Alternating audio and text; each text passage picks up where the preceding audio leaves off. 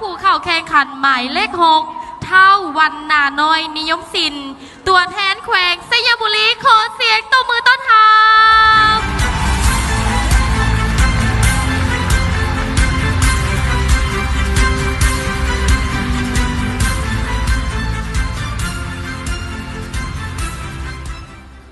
ศาสตร์จะก้าวหน้าได้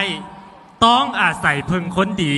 ศาสตร์จะหุ่งเฮืองสีเพึงผู้มีความหู้อนุสนปัญญาปูเวียงหวังจะเป็นป่าพัฒนาบ่หอนก้าวสิหันหน้าเพึงผู้ใดทานเอ้ยข้าพเจ้ามี3คำถามอยากถามกับบรรดาทานคือพยัญชนะตัวนี้เขาอ่านว่าแนวใด5 บวก 5 เท่ากับ15ถูกหรือผิดแล้วคำนี้เด้เขาอ่านว่าแนวใดเห็นบอบรรดาทานหลายทานก็คงคิดว่า3คำถามนี้ไผก็สามารถตอบได้แต่บรรดาทานฮู้บ่ว่ายังมีอีก1กลุ่มคนที่ข้าเจ้าบ่ฮู้ด้วยซ้ำว่าคำว่าลาวต้องเขียนและสะกดว่าแนวใดย้อนพวกเขาเหล่านั้นบ่ทันได้รับการศึกษา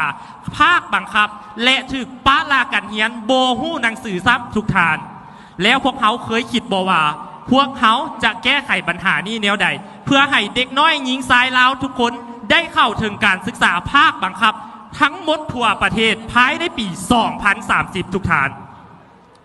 ข้าพเจ้าเชื่อมั่นอย่างแหงกล้าเลยว่าการที่ชาติจะพัฒนาได้ต้องอาศัยคนภายในชาติผู้ที่มีความรู้คุณสมบัติดังคำว่าของทานประธานไก่สอนผมวิหารที่ว่าพวกเขาบ่อาจฝากฝังอนาคตของประเทศชาติไว้น้ำคนที่โง่จ้าหลาหลังและขาดความรับผิดชอบต่อชะตากรรมของประเทศชาติบ้านเมืองทุกทานอิงใส่ข้อมูลของบทรายงานการพัฒนาทรัพยากรมนุษย์แห่งชาติปี 2022 ขององค์การสหประชาชาติเพื่อการพัฒนาได้บอกให้เฮาฮู้ว่ายังมีเด็กน้อยวัยหนุ่มในเกณฑ์อายุ 6-54 ปีจำนวน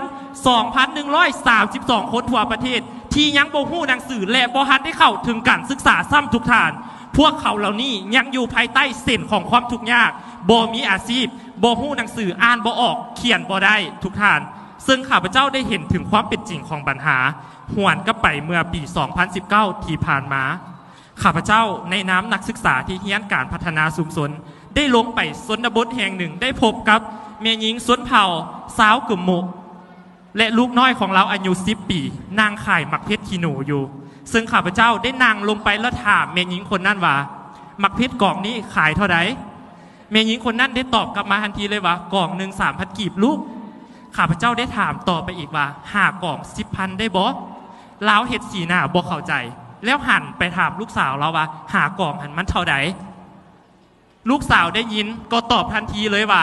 5 กล่อง 15,000 เด้ออ้ายเก็บมาแต่ให้ไก่หลายลดให้บ่ได้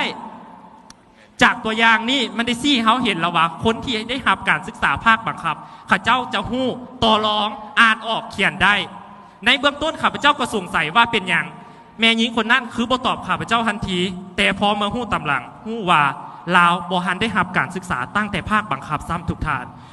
อ่านบ่ได้เขียนบ่ออกม้าขายหมักเพชรย้อนครอบครัวทุกยากนำเอาลูกสาวที่เฮียนอยู่ป .5 หันมานำพอฮู้ราคานอกจากนั้นชีวิตของเรายังประเสริญกับข้อยุ่งยากหลายอย่างเป็นต้นไปสมัครเรียกบ่มีไผเอาย้อนบ่ฮู้ว่าอ่านหนังสือบ่เป็นเจ็บป่วยไปห้องหมอก็ต้องได้เปลี่ยนภาระให้พี่น้องญาติใกล้เงินเคียงผู้ฮี้หู้หนังสือเอาไปบรรดาทานจากตัวอย่างนี้มันได้เน้นย้ำให้เขาเห็นแล้วว่าการศึกษาภาคบังคับเมนตัวแปรอันสำคัญแท้ๆของการเริ่มต้นของชีวิตที่เฮ็ดให้พวกเขาอ่านออกเขียนได้หู้อ่านกอไก่ขอไข่ขอควายหู้ว่า5 บวก 5ยังเท่ากับ10ถ้าเขาบ่ฮู้อ่านฮู้เขียนพวกทานลองคิดเบิ่งว่าขายพักกล่อง 3,000 10 บวก 10 เท่าซาวคำว่าลาวอ่านบ่ได้สะกดบ่เป็นพวกทานคิดว่ากลุ่มคนเหล่านี้จะดำรงชีวิตกินอยู่ในสังคมเฮาได้แนวใดทุกทานแม่นหรือบ่ฉะนั้นแล้วถ้าหากว่าวัยหนุ่มได้รับการศึกษา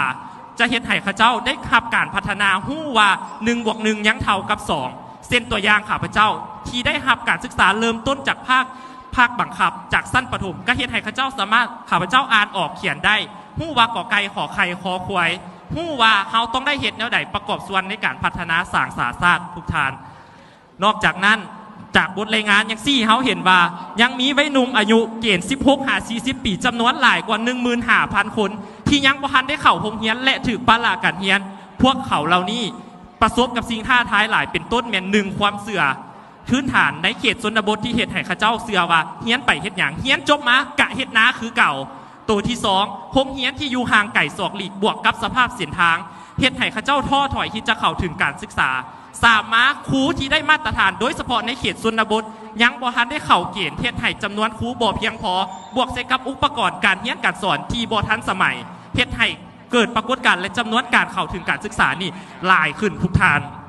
ฉะนั้นเพื่อเฮ็ดให้การบรรลุเป้าหมายภายในปี 2030 พวกเขาต้องได้เล็งหัวมือกันที่พ่อนแก้ไขคือ 1. สืบต่อปฏิบัติกฎหมายว่าด้วยการศึกษาปี 2015 ในมาตราที่6ที่ว่าพลเมืองลาวทุกคนต้องได้รับการศึกษาอย่างเท่าเทียมสร้างหอพักและโรงเรียนที่อยู่เขตทางไกลให้เด็กน้อยได้เข้าถึงในเขตชนบทคนขวายหัวมือกับบรรดาองค์การจะตั้งรัฐสากลเพื่อขวายถึงให้นักศึกษาผู้ด้อยโอกาสได้เรียนฟรีและนำไส้พื้นฐานเทคโนโลยีข้อมูลข่าวสารที่ทันสมัยเข้าในการเรียนการสอนเส้นตัวอย่างแอปครั้งปัญญาหลายการเฮือนของข่อยที่เป็นตัวอย่างที่ดีที่พวกเขามีและควรพัฒนาต่อทุกทานหาเหตุได้คือดังที่ข้าพเจ้าได้กล่าวมาบอกเพียงแต่คนจะได้รับการศึกษาชาติจะก้าวหน้าและบรรลุเป้าหมายการพัฒนาอย่างแน่นอนและข้าพเจ้าอยากให้บรรดาท่านลุกขึ้นเพื่อประกอบส่วนในการบรรลุเป้าหมายการศึกษาร่วมกันคือร่วมกันเว้าคำเว้าที่ว่าเด็กน้อยหญิงสายลาวทุกคนจะสำเร็จการศึกษาภาคบังคับภายในปี 2030 อย่างแน่นอนพวกเขาเฮ็ดได้พวกเขาเฮ็ดได้ศาสตร์ลาวก้าวไกลขอขอบใจบรรดาทานและท้ายที่สุดนี้เนื่องใน